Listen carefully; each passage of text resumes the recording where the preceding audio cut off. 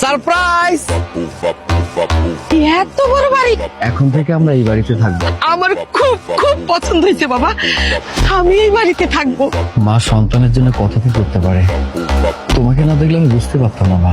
তুমি তো আমার মন্দির মা, তুমি আমার মন্দির। কি ব্যাপার? আপনারা এখানে কি করছেন? ওনাকে সার্চ করছি। আর আপনি কে? আপনি কেন কথা বলছেন? আমি এদেশের সাধারণ একজন জনগণ। আপনি এই গরিব অসহায় মানুষকে সকালবেলা এরকম বাজে বিহেভিয়ার কেন করছেন? উনাকে দেখে কোন আক্কেলে মনে হচ্ছে আপনার যে উনি গাঁজা খায়? আপনি কি দেখছেন উনি গাঁজা খায়, নাকি আপনার কাছ থেকে কিনতে গেছিল যে উনি গাঁজা খায়? আপনাদের মতো পুলিশদের না আসলে প্রশাসনেরই একটাই সমস্যা, সাধারণ মানুষকে হেনস্থা করেন। ওই যান ধরেন না, ওই চুরি ছিনতাই ডাকাতি যারা করে, উনি তো কোনো অপরাধ করছে না, একজন খেতে খাওয়া মানুষ। আপনি কোথায় ছিলেন? হ্যাঁ, এই সমস্ত অসভ্য লোক কোথা থেকে আপনারা চাকরিতে নিয়েছেন আমি সেটাই বুঝতে পারি না। আমি যে একজন মহিলা মানুষ, উনি আমার সঙ্গে এত বাজে বিহেভিয়ার করছে, উনি মনে হয় শিক্ষা পায়নি যে একজন মহিলার সঙ্গে কিভাবে আচরণ করতে হয়। আপনারা কি এই সমস্ত খেয়াল করেন না? আপনাদের বিবেক কোথায় থাকে? আপনি একটু বলেন তো স্যার, এই লোকটাকে দেখে কোন অ্যাঙ্গেলে কি মনে হচ্ছে যে সে চুরি করে, ছিনতাই করে, ডাকাতি করে? আচ্ছা ঠিক আছে, এই অনেকে যেতে দাও। জি স্যার। নমস্কার। নমস্কার। আসেন, ভিতরে আসেন। ভিতরে আসবো? এই বাড়িতে আমি বসবো? না না, আমি ভিতরে যাবো না, বসবো না। আপনি আপনার মেয়েকে ডাকুন।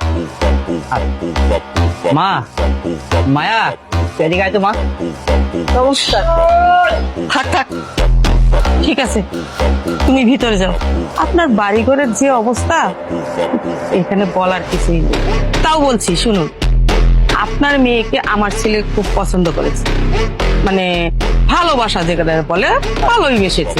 আমার ছেলে এসপি, সরকারি বড় চাকরি করে, কিন্তু আমার ছেলের জন্য অনেক বড় বড় জায়গা থেকে বিয়ের প্রস্তাব এসেছে।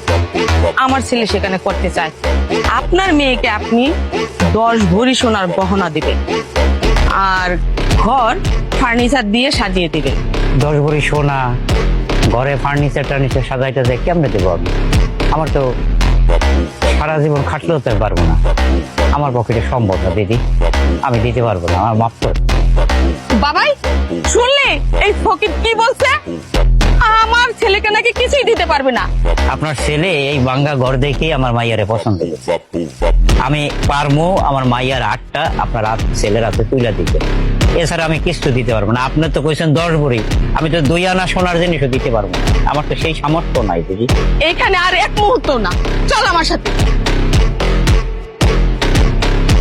বিশ্বাস করুন, আমি আমার মায়ের সাথে কথা বলেছি, আমার মাকে আমি রাজি করেছি। আমার মা বলেছে এই বিয়েতে তার সম্মতি আছে, সমস্যা নেই। আমার কথাটা বিশ্বাস করুন, আমি হাত জোর করে বলছি, আমি সবকিছুর জন্য দুঃখিত। আমি আমি আপনার এই কি করতেছেন? আমি ঠাকুরের সাথে কথা কই, দেখি কোন দিন শুভ লগ্ন টগ্ন দিন টিন আছে, কথা টথা বললে তারপর না আপনারা জানাবো না। হ্যাঁ ঠিক আছে, নমস্কার। জি। আজকে থেকে তোমার ভাত কাপড়ের দায়িত্ব নিলাম, তোমার পড়ালেখা খরচ, অন্যান্য যা খরচ আছে না কেন, সবকিছুর দায়িত্ব আমি নিয়েছি। আমি সাদরে গ্রহণ করিলাম। আমি আমার মাকে অনেক বেশি ভালোবাসি, আমি চাই না তুমি এমন কোনো ব্যবহার করো যেটা যেন মা কষ্ট পায়। আমি সবসময় চাইবো তুমি মায়ের সাথে মিলেমিশে থাকো, এটাই তোমার কাছে চাওয়া। আপনি সবসময় আশীর্বাদ করবেন আর আমার পাশে থাকলেই হবে। আমি সারা জীবন আপনার মায়ের দায়িত্ব নেব আর তার কথা আমি মেনে নেব।